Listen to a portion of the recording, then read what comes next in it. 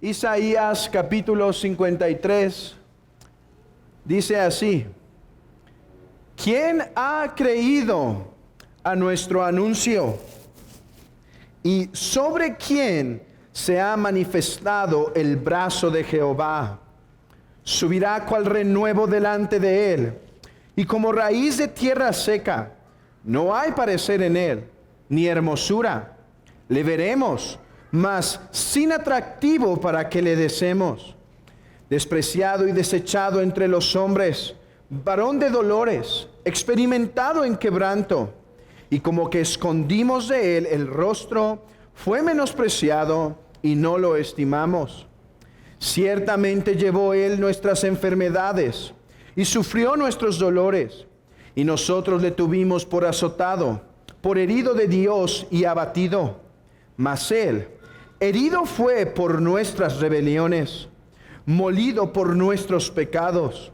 El castigo de nuestra paz fue sobre él, y por su llaga fuimos nosotros curados. Todos nosotros nos descarriamos como ovejas, cada cual se apartó por su camino, mas Jehová cargó en él el pecado de todos nosotros. Angustiado él y afligido, no abrió su boca. Como cordero fue llevado al matadero, y como oveja delante de sus trasquiladores enmudeció, y no abrió su boca. Por cárcel y por juicio fue quitado, y su generación, ¿quién la contará? Porque fue cortado de la tierra de los vivientes, y por la rebelión de mi pueblo fue herido. Y se dispuso con los impíos su sepultura, mas con los ricos fue en su muerte. Aunque nunca hizo maldad, ni hubo engaño en su boca, con todo eso Jehová quiso quebrantarlo, sujetándole a padecimientos. Cuando haya puesto su vida en expiación por el pecado, verá linaje, vivirá por largos días, y la voluntad de Jehová será en su mano prosperada. Verá el fruto de la aflicción de su alma, y quedará satisfecho. Por su conocimiento justificará mi siervo justo a muchos, y llevará las iniquidades de ellos. Por tanto, yo le daré parte con los grandes, y con los fuertes repartirá despojos. Por cuanto derramó su vida hasta la muerte, y fue contado con los pecadores, habiendo él llevado el pecado de muchos, y orado por los transgresores. Esta es la santa palabra de Dios. Podemos sentarnos. Hermanos, al llegar al versículo 10 de Isaías 53, estamos llegando a la última parte de este poema. Realmente el Isaías 53 es más como un poema o una canción. Está dividida por varias estrofas, y el versículo 10 es el inicio de la última estrofa de este texto. Versículo 10, 11 y 12 serían la última estrofa de esta porción, de esto que se llama un himno del Mesías sufriente, el himno del Mesías sufriente.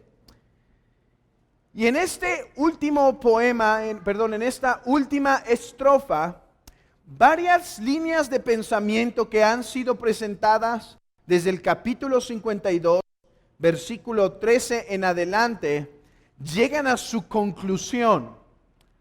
Sí, se unen varios puntos que habían sido expuestos anteriormente, y aquí encuentran su clímax.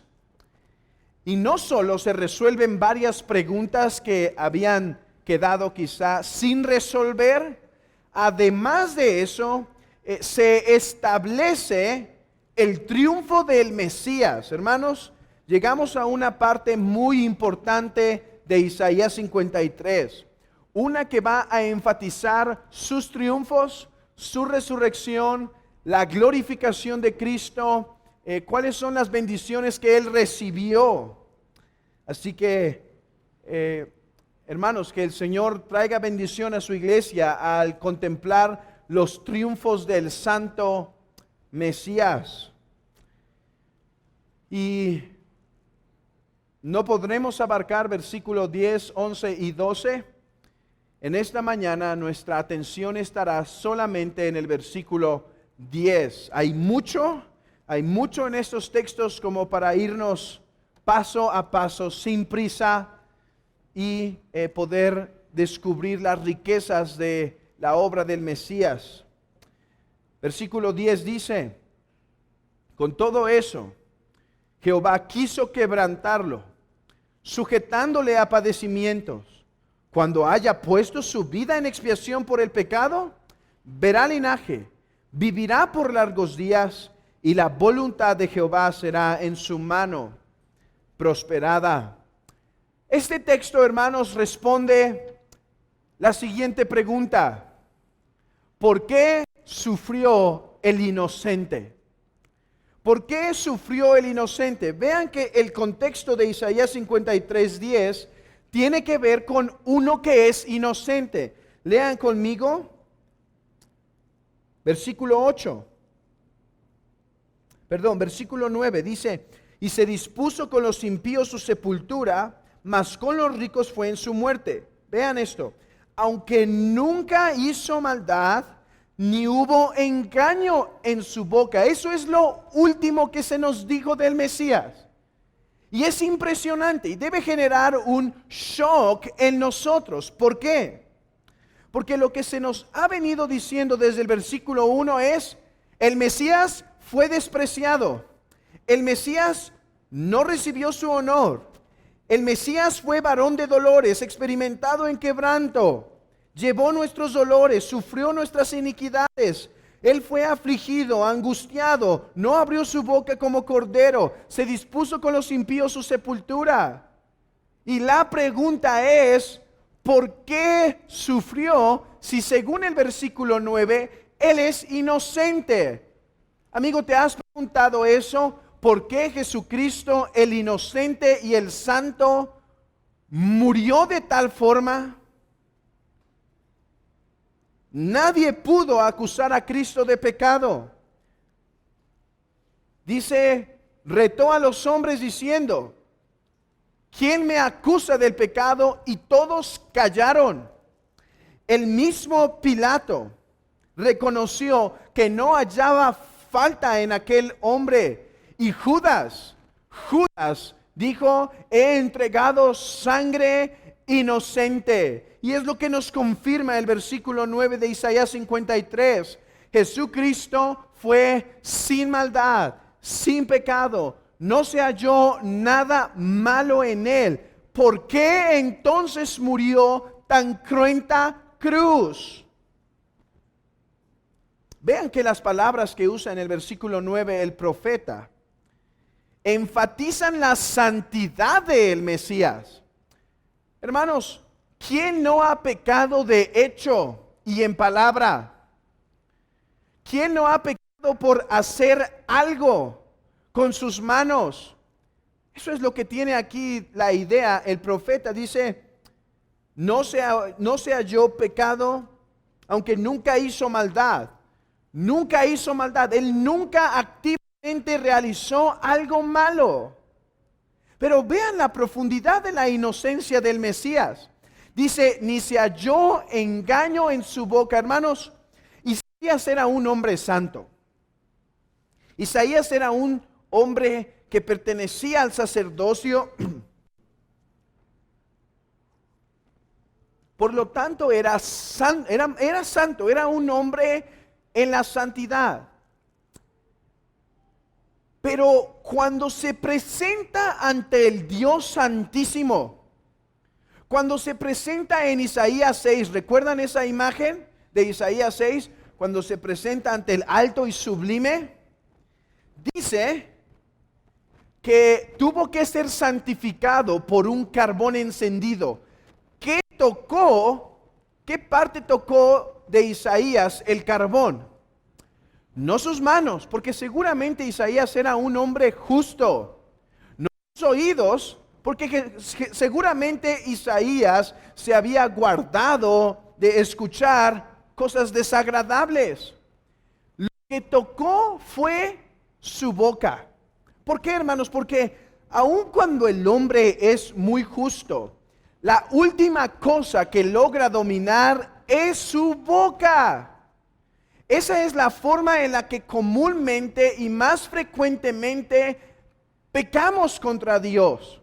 Nuestra boca, por eso dice Santiago que quién es el hombre, quién es el varón perfecto capaz de refrenar su boca.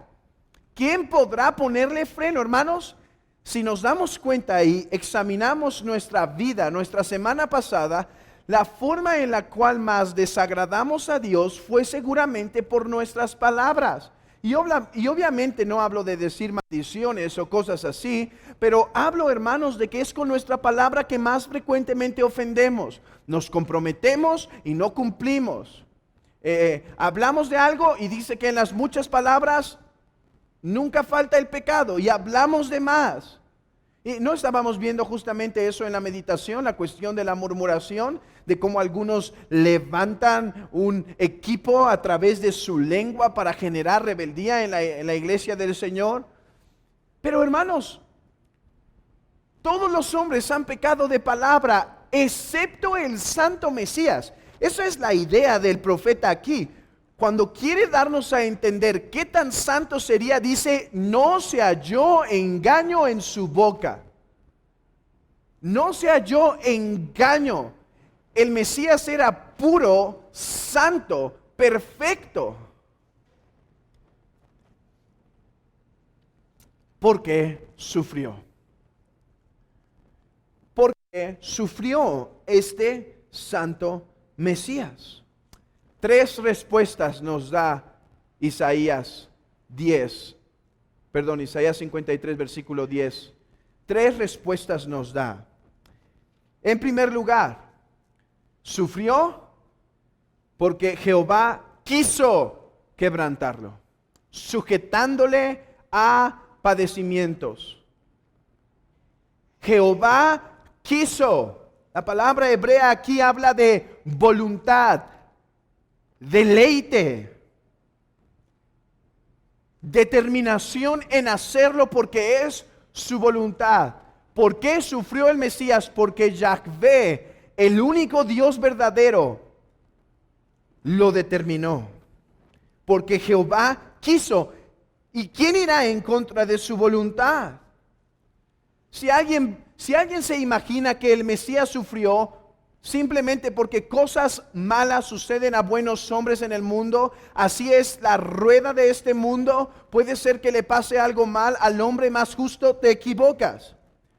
El mundo es gobernado por Dios de forma perfecta y Él determinó, Él decretó que el Mesías sufriera.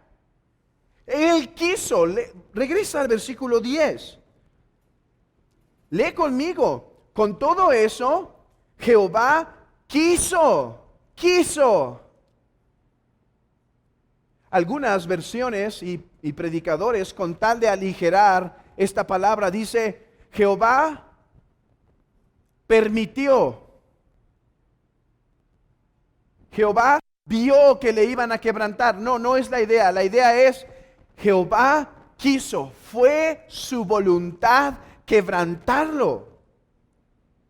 Ahora, ¿qué debemos entender en primer lugar por Jehová? ¿Qué quiere decir que Jehová quiso quebrantarlo? Bueno, hermanos, esta frase nos lleva a uno de los temas más hermosos de las Escrituras, que es llamado el pacto de redención. El pacto de redención. ¿Qué es esto del pacto de redención? El pacto de redención es aquel acuerdo intertrinitario en donde el Padre, el Hijo y el Espíritu Santo acordaron la redención de los pecadores en la eternidad antes de que el mundo existiese. Ese es el pacto de redención. ¿Por qué digo que este texto nos lo presenta al menos de una forma general? Porque, hermanos, Yahvé, el nombre Yahvé Es el nombre que se le da al único Dios verdadero. ¿Y quién es el único Dios verdadero? El Dios Trino, el Padre, el Hijo y el Espíritu Santo es el único Dios verdadero. Entonces debemos entender que aunque aquí el Mesías es el que sufre, el Mesías, que es el Verbo encarnado, fue parte de quiso quebrantarlo. El Mesías, como lo vimos anteriormente, se dio voluntariamente. El Padre lo dio y el Espíritu también. En este pacto en la eternidad acordaron los sufrimientos de Cristo para la redención de los hombres. Desde toda la eternidad, este sacrificio estaba determinado por Jehová. ¿Quién es Jehová? El único Dios verdadero, el Dios Trino, hermano. Tan segura es la salvación de los pecadores que esta salvación tiene su fundamento en la eternidad pasada. Antes de que el mundo existiese, antes de que el mundo fuese, antes de que los hombres llegasen a ser, Dios ya había determinado y decretado la salvación de los hombres. Pero aunque podemos entender eso por el nombre Jehová, yo creo que particularmente aquí debemos entender el Padre, Dios el Padre. Abran sus Biblias rápidamente en el Salmo 110. Hermanos, cuando abran sus Biblias en el Salmo 110, después regrésenme su atención. Jesús es Yahvé, ¿sí? Jesús es Jehová. Dile esto a un testigo de Jehová o falso testigo de Jehová. Pero cuando él dice, antes que Abraham, yo soy, está hablando de su divinidad, de que Jesús es Yahvé. Ahora, eso nos debe quedar claro. No obstante, en ocasiones, la Biblia distingue entre Yahvé como el Padre y el Mesías como el Hijo encarnado. Ok, vamos al Salmo 110.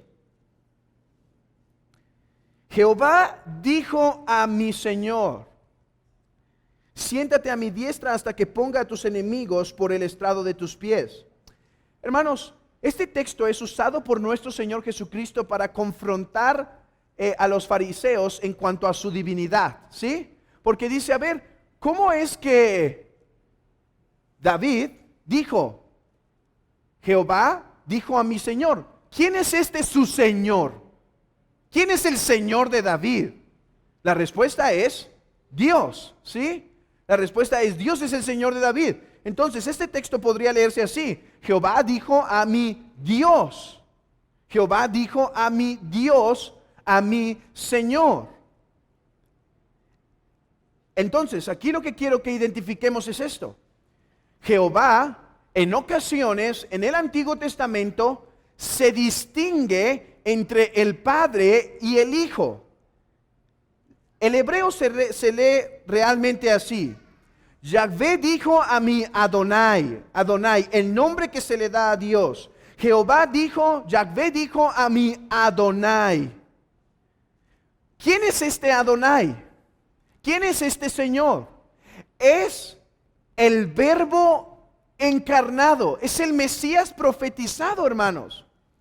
Este es el salmo que citan frecuentemente los apóstoles para decir, de él se dijo que sus enemigos serían puestos al estrado de sus pies. Jehová es visto como el Padre en este texto y Adonai es visto como Jesucristo. Jesucristo el Señor. Ok, esto para lo siguiente. Ahora regresen a Isaías 53. Isaías 53. El siervo de Jehová, a través de Isaías 53, deben saber que el siervo de Jehová no solo está en Isaías 53. está a través de todo el profeta Isaías. Este siervo de Jehová es Dios. Es Dios, es verdadero Dios. Pero este siervo de Jehová no solo es verdadero Dios, es verdadero hombre, encarnado. Se está profetizando que el verbo, que Dios mismo, la segunda persona de la divinidad, se haría carne y entonces sufriría en Isaías 53. A la luz de esto, cuando dice, con todo eso Jehová quiso quebrantarlo. ¿Quién quiso quebrantar a quién? Jehová. Particularmente el Padre, como lo vimos en el Salmo 110, el Padre es quien quiso quebrantar al Hijo encarnado, al Mesías. Fue la voluntad del Padre desmenuzar, es la palabra hebrea, desmenuzar, aplastar. La idea, hermanos, es de uvas siendo aplastadas, siendo molidas. Quizá otra palabra es machacar. Es la idea aquí. Jehová quiso aplastar a su siervo, quiso aplastar a su amado Hijo. Hermanos, esto es claramente testificado no solo en Isaías 53. Abran sus Biblias en Hechos capítulo 4. Vean qué claro entendimiento hay en la Biblia de que Jesucristo murió porque Jehová, el Padre aplastó a su Hijo. Hechos capítulo 4, versículo 27. Hechos 4, 27. Porque verdaderamente se unieron en esta ciudad contra tu santo Hijo Jesús, a quien tú ungiste. Hermanos, déjenme detenerme un momento, es que ni puedo avanzar y comentar esto delante de ustedes. Vean la relación de este texto con Isaías 53. Otra vez, porque verdaderamente se unieron en esta ciudad contra tu santo Hijo. Entonces, este contra el que se unieron es su Hijo. ¿Y quién es el Hijo de Dios? Versículo 1, capítulo 1 de Juan, es Dios, ¿sí? El Hijo de Dios es Dios. En el principio era el verbo y el verbo era con Dios y el verbo era Dios. Ok, Jesús, a quien tú ungiste, hermanos. ¿Quién es este que tú ungiste? A la luz de Isaías 53, es el Mesías. El Hijo de Dios es el que se encarna y es ungido. Es el Mesías. Eso significa la palabra hebrea por Mesaya. Ungido. El que se le pone el Espíritu Santo, se le unge para tal obra. Es el siervo de Jehová. Dice Herodes y Poncio Pilato con los gentiles y el pueblo de Israel para hacer cuanto tu mano y tu consejo habían antes determinado que sucediera. ¿Qué está haciendo aquí Pedro? Está orando a Dios. Dice, Señor, es cierto. Herodes y Pilato y los demás, ellos se intentaron rebelar, pero ¿qué es esto? Sino tu santo consejo antes determinado que sucediera. ¿Por qué murió el siervo de Jehová, el Hijo de Dios, el Santo de Israel, el justo, el perfecto? ¿Por qué murió Jesús el Cristo? Porque el Padre lo había determinado así desde la eternidad pasada. Jehová quiso quebrantar a su Hijo. Hechos capítulo 2, versículo 23. Hechos 2, 23. A este, entregado por el determinado consejo y anticipado conocimiento de Dios, prendisteis y matasteis por manos de inicuos, crucificándole. Prendisteis y matasteis por manos de inicuos. ¿Y qué nos dice Lucas capítulo 22? Esto ya no es la interpretación del apóstol Pedro, que era una interpretación guiada por el Espíritu Santo y por lo tanto perfecta y sin error. Ahora escuchen las mismas palabras de Jesucristo. ¿Cuál era su entendimiento sobre su muerte? Lucas 22, 22. A la verdad, el Hijo del Hombre va según lo que está determinado, pero ay de aquel hombre por quien es entregado. Dos cosas. responsabilidad de Judas Iscariote para entregarlo a la muerte. Y por otro lado, dice, esto es lo que estaba determinado. Hermanos, Jesús le dice a Judas, ve y haz lo que tienes que hacer. La escritura se tiene que cumplir, que el que come conmigo, parte conmigo el pan, levantó contra mí su calcañar. La muerte de Cristo fue profetizada desde antes, no solo como una bola de cristal viendo de antemano al futuro, fue determinada desde antes porque quiso quebrantarlo Jehová. Jehová quiso quebrantar a su Hijo. No vemos este entendimiento también en Cristo cuando dice, Padre, si es posible, pasa de mí esta copa, pero no se haga mi voluntad, sino tu voluntad. Era la voluntad del Padre que el Hijo bebiera la copa. Jehová quiso. Jehová se complació. Es la palabra.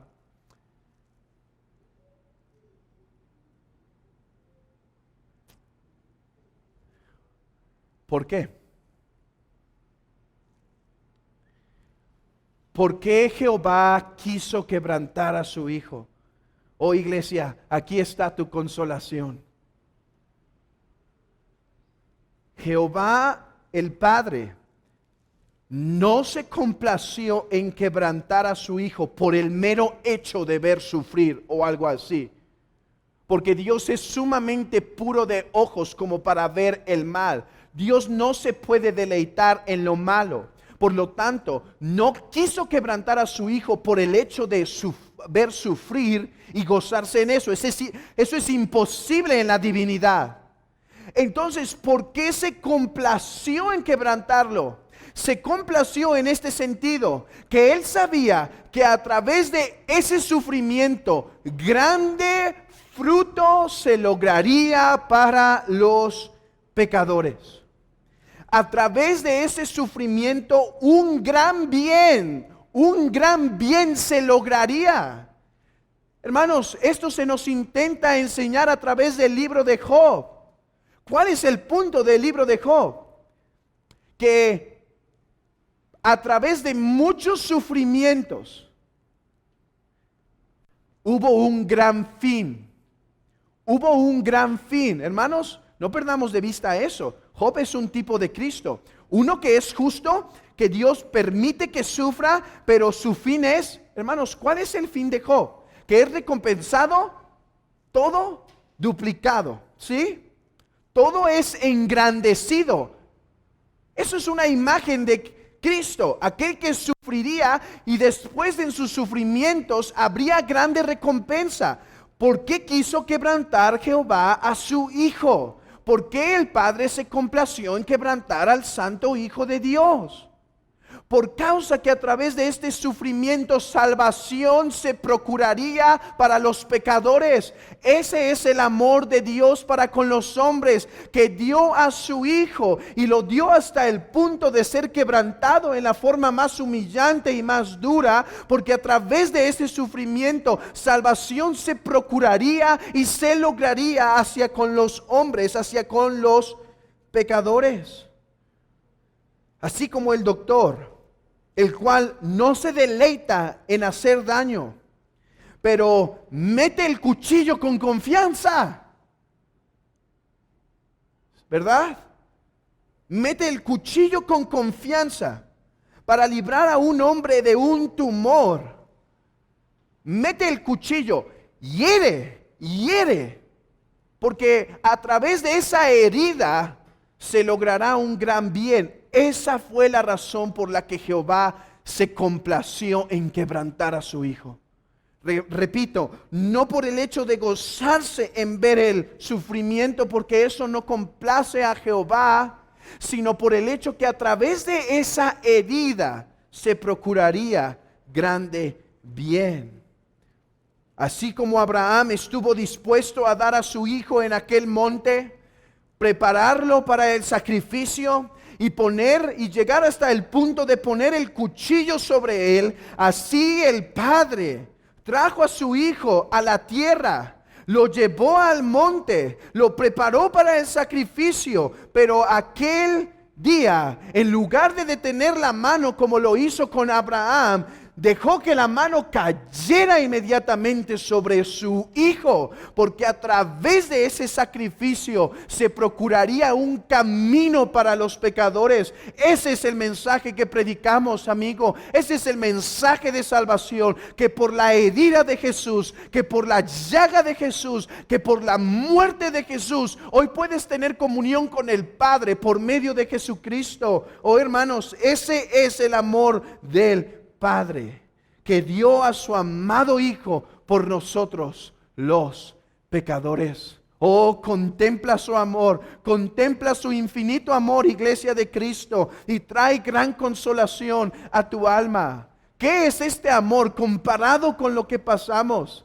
¿Qué es este amor que no nos pueda dar consolación? Oh, hermanos, este amor puede hacernos pasar por las pruebas con alegría, puede hacernos pasar por la tormenta confiados, puede hacernos llegar a la muerte con una sonrisa, puede hacernos abrazar la estaca de nuestro suplicio. Este amor, hermanos, puede encendernos para caminar en santidad. Oh, no tengo temor a predicar el amor de Cristo. Ni al cristiano encendido, porque sé que esto lo va a encender más, ni al cristiano apático tengo temor de predicárselo. ¿Se corre el riesgo de que se quede más apático? Puede ser, pero se corre el riesgo de que entienda el gran amor de Cristo y despierte de su apatía y empiece a caminar con ardor por su Señor. Oh, hermanos, ¿cuál es el propósito del predicador sino presentarle a la iglesia a Cristo a fin de que sus corazones sean alentados para seguir caminando, hermanos, para seguir empujando, para seguir batallando, porque aún, hermanos, aún no ha llegado el día de la consumación de las cosas. El predicador dejará de predicar hasta que aquel día se cumpla, y entonces entregará a la iglesia al pastor de sus almas, amada iglesia, al que vela por sus almas, al Cristo resucitado, al obispo de vuestras almas. Y en aquel día habrá acabado el trabajo del predicador, cuando llevó al pueblo de Dios a contemplar su amor, más y más y más de su amor.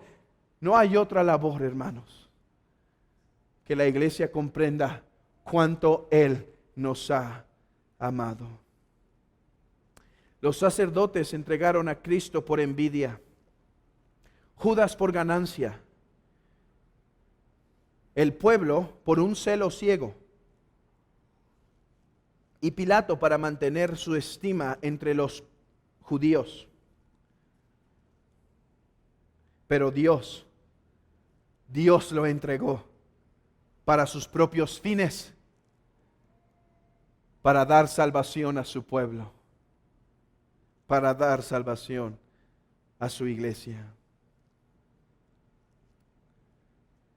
Oh, que tu boca se enseñe, mi hermano, a bendecir al Padre por el Hijo. Que nuestra boca se enseñe a decir como el apóstol Pablo: bendito sea el Dios y Padre de nuestro Señor Jesucristo. Que Él reciba la gloria, porque Él dio a su Hijo para tan grande sufrimiento, a fin de que yo, pecador, pudiese ser unido a mi Salvador. Pero, amigo, tú que todavía no vienes a Cristo, tú que todavía estás fuera dudando, que todavía te encuentras lejos de la salvación, ¿no es esta meditación una gran razón para acudir a Cristo? Porque tú dirás en tu mente: entiendo que Cristo me recibe, pero has predicado frecuentemente del Padre como un juez, como uno que está airado, como uno que tiene odio. Y yo te digo, todo eso lo confirmo y lo volvería a predicar porque sé que es verdad. Pero no pienses por eso que puedes acercarte a Cristo pero no al Padre. Ve esto: Él fue quien dio a su Hijo para que fuera molido por nuestros pecados, castigado por nuestras transgresiones. ¿No muestra esto el favor que tiene el Padre? Puedes acercarte a Él con confianza si vienes acompañado de este mediador. Es la voluntad del Padre la salvación de los pecadores. Así como el Hijo lloraba por las almas, manifestando el deseo que tiene para que los pecadores se salven, así el Padre se deleita en que las almas, en que los pecadores se salven. Él dio a su Hijo. ¿Por qué dudar? ¿Por qué quedarte fuera de la salvación a la luz de esta duda? Mira, Él lo dio.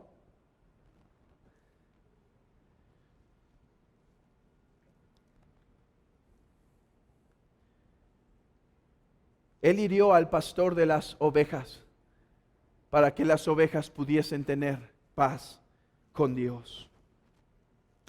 Pero esa es solo una de las razones por las cuales sufrió el inocente. Quiso quebrantarlo Jehová. ¿Por qué? Porque solo a través de quebrantar a su Hijo, nuestros pecados quedarían castigados.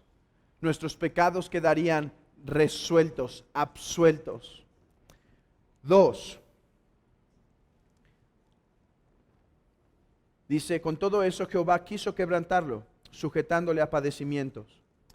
2. Cuando haya puesto su vida en expiación por el pecado. ¿Por qué sufrió el inocente?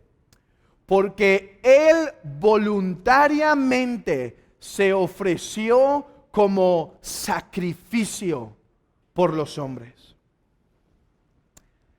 Dice el texto, cuando haya puesto su vida en expiación por el pecado. Es cierto, Jehová se complació en quebrantarlo, pero también es verdad que Cristo se dio voluntariamente para ese sacrificio. El profeta Isaías está usando aquí el lenguaje de Levítico, particularmente de Levítico 4, donde se describe lo que se llama la ofrenda por el pecado. Esta ofrenda por el pecado era dada al sacerdote cuando algún hombre se volvía inmundo u ofendía a su hermano o pecaba de alguna manera contra Dios. De hecho, esta ofrenda también podría ser llamada una ofrenda de purificación. Cristo se entregó voluntariamente porque Él se veía a sí mismo como un sacrificio para purificar a los pecadores. Abran sus Biblias en Hebreos capítulo 10. Hebreos capítulo 10.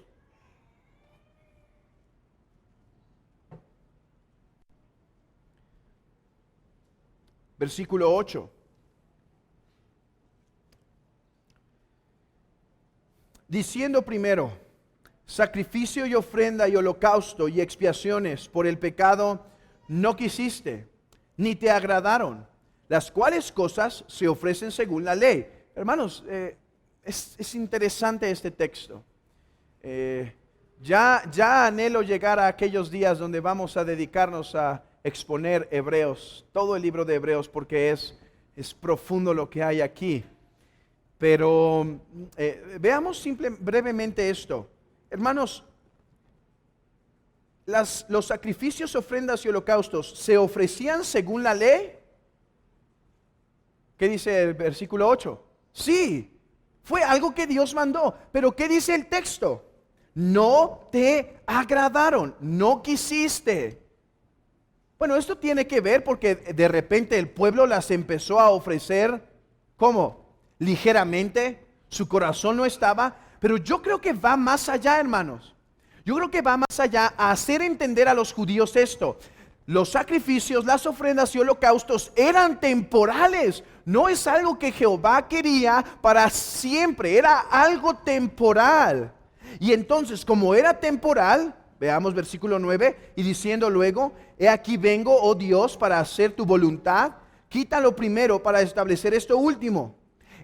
En esa voluntad somos santificados mediante la ofrenda del cuerpo de Jesucristo, hecha una vez y para siempre. Ese es el contraste.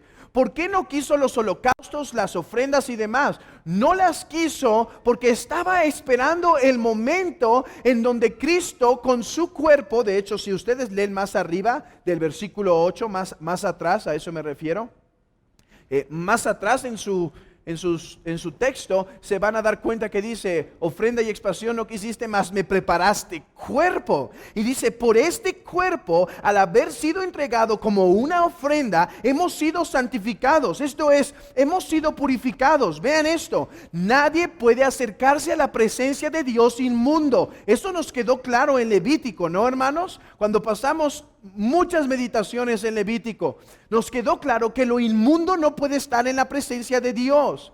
Pero los holocaustos y los sacrificios, los corderos, no nos pueden limpiar para siempre. Por lo tanto, Cristo tomó cuerpo y voluntariamente se ofreció como sacrificio para purificar a su pueblo. Porque es solo al haber sido purificados que podemos tener bendición en la presencia de Dios. Si tú me preguntas, ¿por qué entonces sufrió el inocente? Porque el inocente se entregó voluntariamente como una ofrenda de purificación para santificar nuestros corazones inmundos. Sí, amigo, el pecado te ha hecho inmundo. El pecado te separa de Dios. El pecado nos hace enemigos de Dios. Eso mismo es lo que dice el profeta Isaías. Dice, nuestras acciones han hecho separación entre Dios y nosotros. Nuestro pecado nos expulsa del jardín, del paraíso. Nuestro pecado nos hace inaceptables para el cielo, amigo. Escucha este mensaje esta mañana. Eres inaceptable para Dios en tus pecados. Si llegas inmundo, no tendrás lugar en la presencia de Dios. Ese es el mensaje del tabernáculo. Ese es el mensaje del templo. Dios habitaba en el pueblo. Cuando alguien estaba inmundo, hermanos, podía adorar a Dios, o más bien se tenía que ir a purificar. Se tenía que ir a purificar. A veces por un día, a veces por 7 días, a veces por 30 días y a veces por 60. ¿Recuerdan cuando la mujer tenía partos, si era niña, si era hombre? Llegaba hasta 60 días purificándose. Porque y si venía inmundo, moría. Eso se nos ha enseñado en el antiguo pacto. Pues para nuestra inmundicia, que no es externa, sino interna, nos mantendría una eternidad separados de Dios. Amigo, estás separado de Dios. Amigo, si hoy te presentas ante Dios, te va a rechazar, te va a cerrar la puerta, te va a declarar como el sacerdote declaraba en el antiguo pacto, inmundo. Y te va a mandar fuera. ¿A dónde mandaban a los leprosos en aquel momento? Fuera de la ciudad. Tú no puedes estar en el lugar donde está la presencia de Dios. Tú no puedes estar en el lugar en donde Dios se manifiesta. Tienes que ir fuera y tienes que ir gritando a la gente, soy inmundo, soy inmundo. Amigo, esa será tu eternidad si no buscas en Cristo la limpieza de tu corazón. Su sangre te puede limpiar de tus pecados. Tú dirás, ¿cómo? Si confías en Cristo de todo corazón, si descansas en Él para el perdón de pecados, su sangre te limpia de toda maldad. ¿No dice eso Primera de Juan? Su sangre nos limpia de todo pecado. Pregunta Isaías, ¿con qué lavará? ¿Cómo cambiará el etíope su piel? ¿Cómo se le quitará esa piel?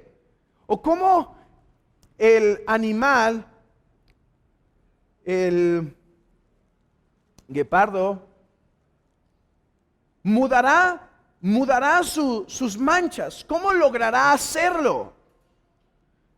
No puede, aunque te laves con lejía, aunque amontones jabón, nada de eso te hará limpio. Solo la sangre de Cristo. y si tus pecados fueren como la grana. Vamos a Isaías capítulo 1, versículo 18. Venid luego, dice Jehová, y estemos a cuentas. Si vuestros pecados fueren como la grana, como la nieve serán emblanquecidos. Si fueren rojos como el carmesí, vendrán a ser como blanca lana. Si quisieres y oyeres y comieres el bien de la tierra. Si no quisieres y fueres rebeldes, seréis consumidos por espada, porque la boca de Jehová lo ha dicho. Hermanos, de eso trata Isaías, ¿saben? Isaías trata de esto. Israel, te has hecho inmundo, vienen a destruirte, hazte limpio, Israel. ¿Cómo? Confía en el Mesías.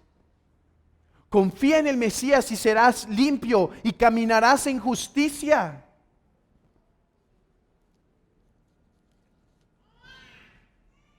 Oh, amigo, esta es una razón para acudir a Cristo.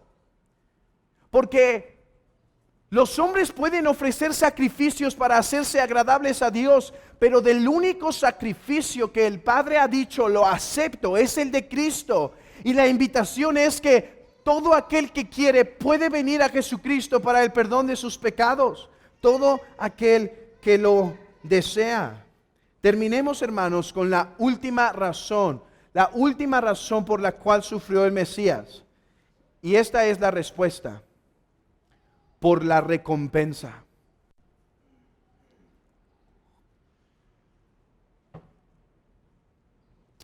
Por la recompensa. Dice,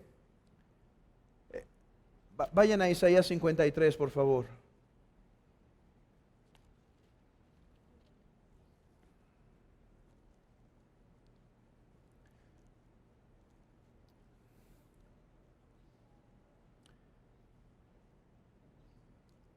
Con todo eso Jehová quiso quebrantarlo, sujetándole a padecimientos. Vean la siguiente palabra, esta palabra es clave. Cuando haya puesto su vida en expiación por el pecado, o sea, cuando esto haya ocurrido, verá linaje, vivirá largos días, y la voluntad de Jehová será en su mano prosperada. Realmente, hermanos, hay mucho aquí que exponer que se relaciona con el versículo 11 y 12, pero seamos breves en este punto. Recompensa. ¿Por qué sufrió el inocente? Por una recompensa. Hermanos, esto confirma lo que hemos estado hablando hace un momento. Que hubo un pacto que llamamos un pacto de redención. El pacto de redención. ¿Qué es el pacto de redención? Repito, aquel acuerdo intertrinitario en donde el Padre, el Hijo y el Espíritu Santo acordaron la redención de los hombres. Hermanos, un pacto tiene compromisos y tiene beneficios. Cristo se iba a comprometer a ser el fiador de los pecadores, pero como parte de ese contrato, ese pacto, Él recibiría galardones por serlo. Vean, de hecho es por eso el lenguaje que tenemos adelante. Vean el versículo 12. Por tanto, yo le daré parte con los grandes. Vean que este es el lenguaje. El lenguaje es de un contrato, un pacto. Manda a este Mesías a lograr, a conquistar, y ahora es recompensado por su sacrificio. Abran rápidamente sus Biblias en Filipenses capítulo 2.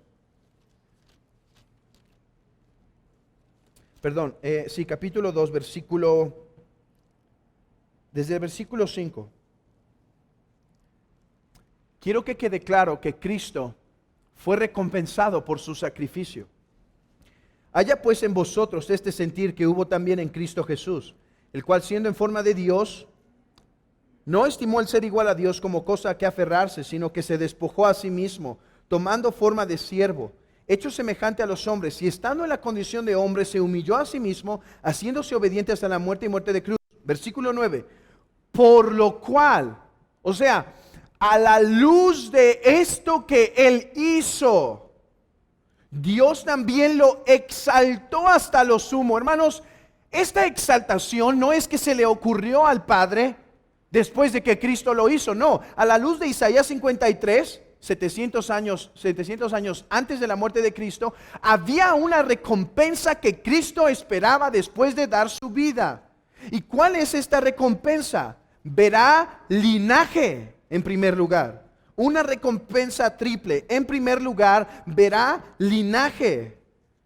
Una forma en que el Antiguo Testamento describe la bendición de Jehová es por medio de hablar de la abundancia de los hijos y de los descendientes. Si alguien en el Antiguo Pacto no tenía descendientes, muchas veces era visto como quien tenía la maldición de Dios sobre él.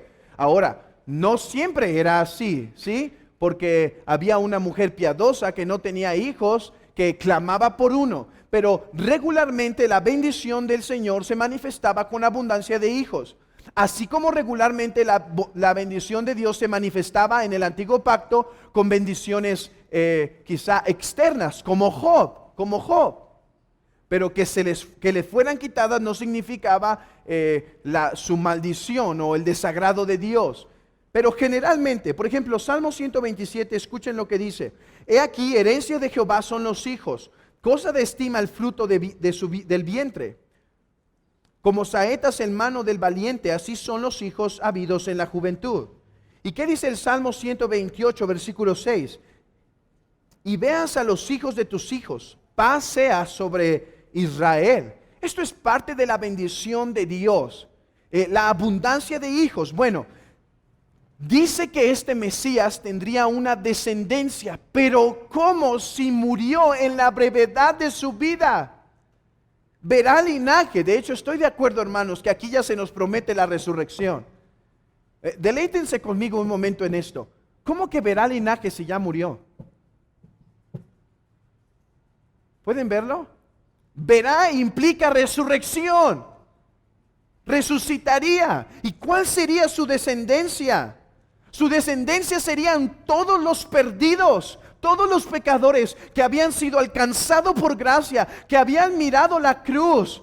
Oh, se dijo en la Escritura, levantadme, levantadme y las naciones mirarán hacia mí. Esas naciones son su herencia. Todos llevarán el nombre de Cristo en su frente. Todos tendrán como propiedad escrita, este pertenece al Mesías, al Salvador, al Conquistador.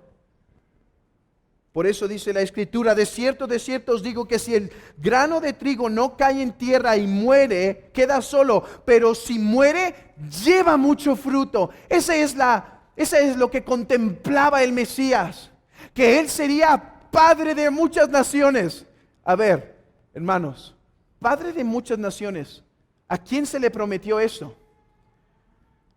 Abraham, pero ¿se le prometió a él o a su simiente? Dice el apóstol Pablo. A su simiente. Padre de naciones. Mirará las estrellas y quedarán contadas. Mirará la arena del mar. Y así será la descendencia de Jehová. Oh, por eso decía ese antiguo predicador Spurgeon, Él tendrá la preeminencia. Él será llamado el Padre de muchas naciones. ¿Eres de su descendencia? ¿Eres de su descendencia, mi amigo? ¿Perteneces a su pueblo? ¿Llevas escrito en tu frente santidad a Jehová? Soy de Jesús, soy seguidor de Jesús. Lo manifiestas con tu boca y lo manifiestas con tu vida. Buenas noticias. El triunfo está ganado. Si eres de su descendencia, nosotros somos su herencia. Oh amigo, pero si tú no eres de su herencia, tú no tendrás los despojos del Mesías. Eso dice en el versículo 12, repartirá despojos. Ha ido a conquistar la ciudad y ahora va a repartir. Pero si tú no eres herencia, tú no eres coheredero con Cristo, Él no te hereda la vida eterna que ha ganado. Él no te hereda su justicia. Él no te hereda el perdón. Él no te hereda la purificación. Estás fuera. No eres descendencia de Cristo. ¿Descendencia de quién eres? ¿Quieres saber? Solo hay hijos de Dios o hijos del diablo. Descendencia de Satanás, no del Mesías victorioso. Oh, pero esta es la oferta. Esta es la invitación. Cree en el Señor Jesucristo y su sangre te cubre para que seas de su descendencia. ¿Puedes ver cómo en esta tarde que estamos aquí, si quedas fuera, toda es tu culpa? ¿Puedes ver que toda será tu culpa? La oferta aquí está. Cree. Abandona tu pecado, ríndete a Cristo, bésalo como tu Señor, ríndete a Él, síguelo hasta el fin de tus días. La oferta está. Cree en el Señor Jesucristo y serás salvo.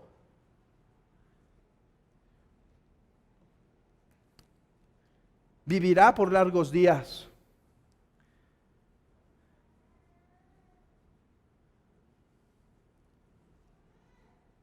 Dice en Lucas 24, ¿no era necesario que el Cristo padeciera estas cosas y entrara en gloria?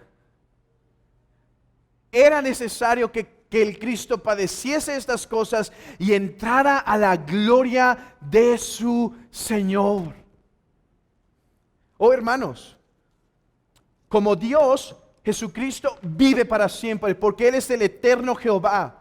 Pero como mediador, como el Dios hombre, ha recibido la resurrección para vivir para siempre como mediador. Vive siempre como mediador por nosotros. Dice un autor, el profeta les dice en este versículo que Cristo debía vivir por medio de morir. Cristo debía vivir por medio de morir. La recompensa aquí es claramente la resurrección y la habitación para siempre como el único mediador entre Dios y los hombres. O si tú tienes un interés en Cristo, o sea, si tú estás unido a Cristo por la fe, esta vida nos es compartida. Vivir con Él por largos días. Porque hermanos, mientras viva nuestro mediador, su herencia vivirá con Él. Mientras viva nuestro mediador, su herencia vivirá con Él. Y aquí vivirá por largos días. Esto es, de la eternidad hasta la eternidad. Él será el mediador de los pecadores. Para siempre, hermanos. Para siempre habitaremos con Él, porque Él será para siempre nuestro mediador. Y por último, y la voluntad de Jehová será en su mano prosperada. Oh iglesia, aquí hay gran consolación para nosotros.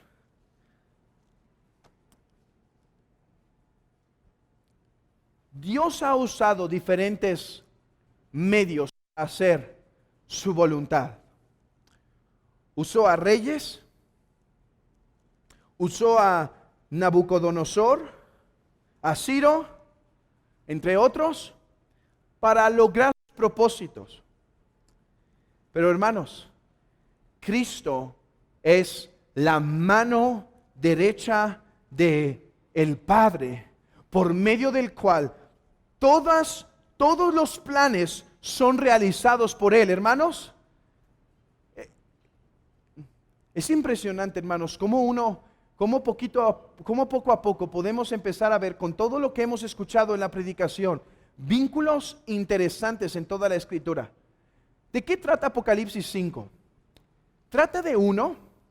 Hay uno que está gritando. ¿Quién podrá abrir los sellos? ¿Recuerdan? ¿Qué son los sellos? Es un rollo sellado 7 veces. Y en los sellos regularmente vienen ¿qué? Los decretos de Dios, los planes de Dios. Pero hay uno que está gritando. Dice, sale un ángel fuerte, poderoso. ¿Y qué grita? ¿Quién es digno de abrir los sellos? ¿Y quién es digno? Nadie. Dice que se escuchó un gran silencio. Y entonces Juan empieza a llorar y dice, no se van a poder llevar a cabo los decretos y los planes de Dios, porque no hay uno digno. Pero entonces un anciano de la visión se acerca y le dice, Juan, no llores, hay uno digno. El león de la tribu de Judá ha vencido y él es digno de abrir los sellos. Y entonces dice que voltea y mira y ve como a un cordero inmolado. Él es digno de desatar los sellos. Él es digno de llevar a cabo los planes de Dios, los decretos de Dios, porque fue inmolado. Hermanos, Isaías 53, versículo 10. Cuando haya puesto su vida como expiación, verá su descendencia, vivirá por largos días, y la voluntad del Señor será en su mano prosperada.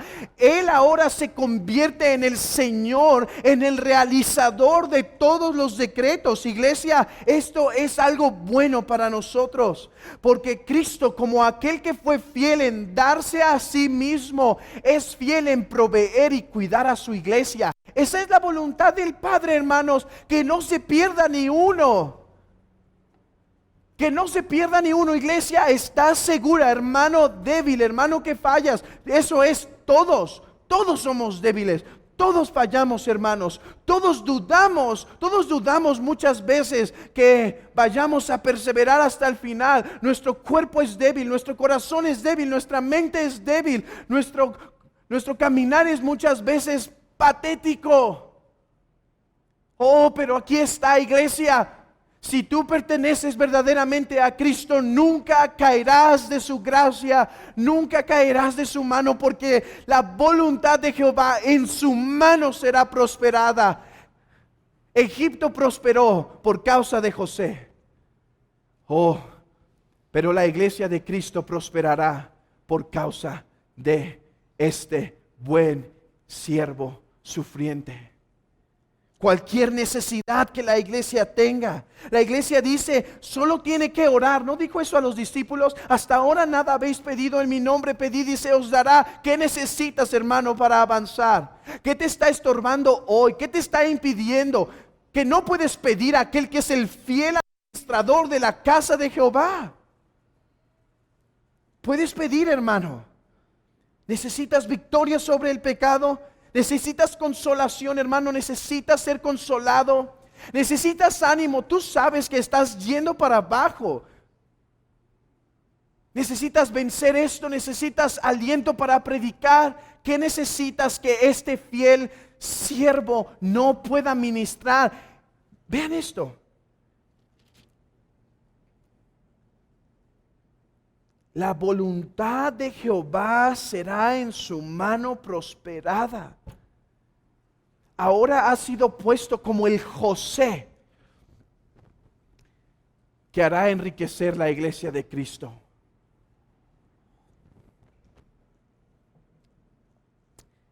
Hermanos, este es su Salvador. Este es su Mesías.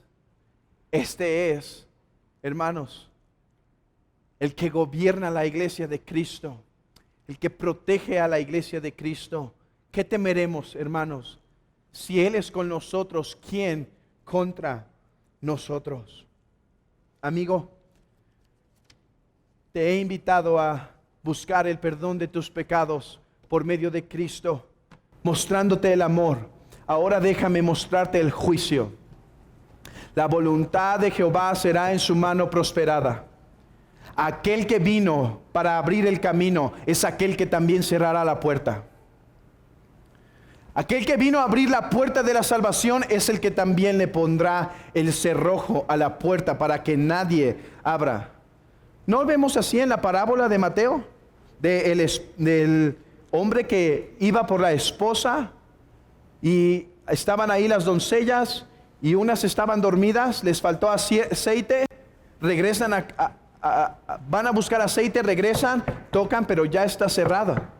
Ya está cerrada, ya no hay lugar. Como el buen siervo, como aquel que es quien en su mano todas las cosas son prosperadas, Él será también tu juez. Porque está instituido para los hombres que mueran una sola vez y después de esto el juicio. Porque Dios ha establecido que todos los hombres sean juzgados ante Él. Esa prerrogativa le ha sido dada, ese derecho le ha sido dado, que Él es el Salvador y el juez de los hombres. Salvador y juez.